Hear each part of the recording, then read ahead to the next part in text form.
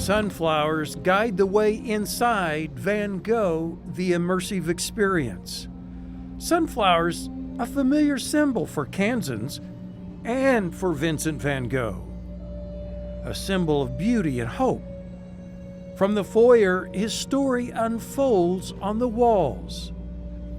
And soon, in light and color, the artist himself emerges, inviting us into his world.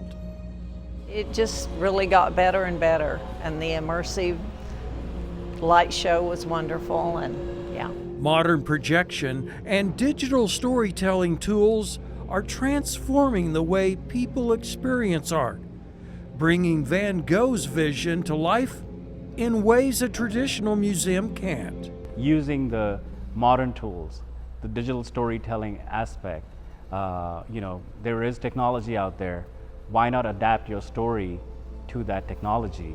Reach out to, the younger generations, that have, they may not be keen on going to museums and just reading text on the walls, or, looking at paintings from far away because you cannot touch and there's so much security. Gogh ImmExpPKG is Senior Vice President with Exhibition Hub, the company that created the traveling exhibition. He says the show's purpose is to democratize art by bringing art to everyone's level. As long as you can look at pictures, you are able to enjoy that art that was only available to the folks that would go to big museums around the world. He says one doesn't need to be an art historian to appreciate this experience. Once you go delve deeper into the experience, you realize it's a multi-sensory experience with light, sound, motion, interactive pieces, and a lot of things to learn that make the storytelling more natural to today's generation. It's inside the immersive room where Van Gogh's art seems to come alive. Visitors don't just look at his paintings, they feel as if they're stepping into them. Surrounding projections transform the walls, the ceiling, and even the floor into a 360-degree canvas. Under your feet, a carpet of brightly colored leaves appears. You can walk through them, but they never pile up. There's no raking required, just the next scene ready to bloom into view. The immersive is the showstopper. That's where it leaves you breathless. When they say Van Gogh immersive experience, they mean it. You're surrounded on all sides with his paintings, his images, his story. You're baptized in Van Gogh. Charlotte Keller loves seeing Van Gogh's famous Starry Night painting animated. I just love that, and especially in the immersive experience. Oh my goodness, that was just phenomenal. Van Gogh's legacy is forever tied to his paintings of sunflowers. Sunflowers, it was Van Gogh's thing. In a letter to his brother Theo, Van Gogh wrote, quote, "The sunflower is mine, in a way," end of quote. Here, the visitor can imagine walking through a sunflower field as it might have been in the late 1880s when Van Gogh painted his sunflowers.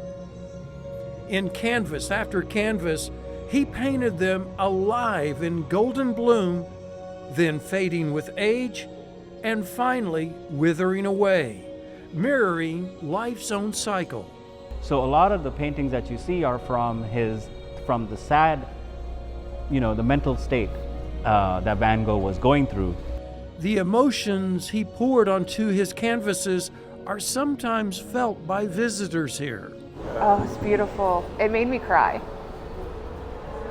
Yeah, the sunflowers, you can see them progressing through his years, and it gets sadder as he goes and paints them, so they start dying. And it literally made me cry. Yeah. Van Gogh is known for the mental issues he suffered from at a time when the world had little understanding of mental illness. But that's why the short-lived life that he had was not the happiest, but he tried to bring happiness to the world. and you can see that in the paintings. Historians also say Van Gogh had a poor, simple diet, in part because he sacrificed food in order to pay for art materials.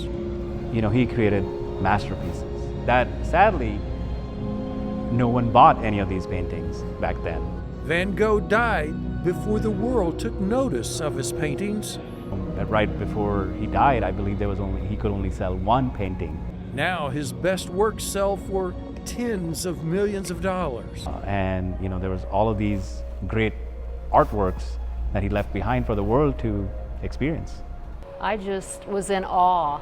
You know, I sat there and I thought, I need to tell people, if they don't know about this, aren't thinking about coming, they really need to see this. It was very nice. It's what I expected, honestly.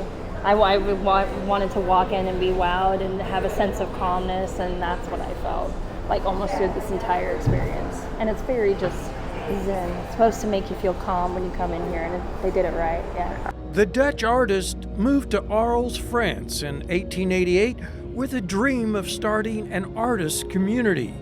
That's where he painted the bedroom set. The bedroom set, you know, that's, you know, Van Gogh himself, he said it in his words, that is his favorite painting.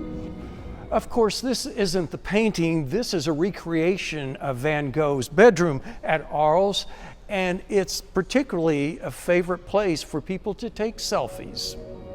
He is a rock star when it comes to art. And after you think you've seen it all here, you can also experience Van Gogh virtually. The cherry on top is the virtual reality experience. The VR experience, in my opinion, is so mesmerizing. You are flying through Van Gogh's world, you're in his mind, and you feel the painting as you fly through the paintings. Van Gogh no doubt dreamed his art would live on beyond him. Now, through the immersive experience, visitors can walk right into his world. This is Chris Frank for Positively Kansas.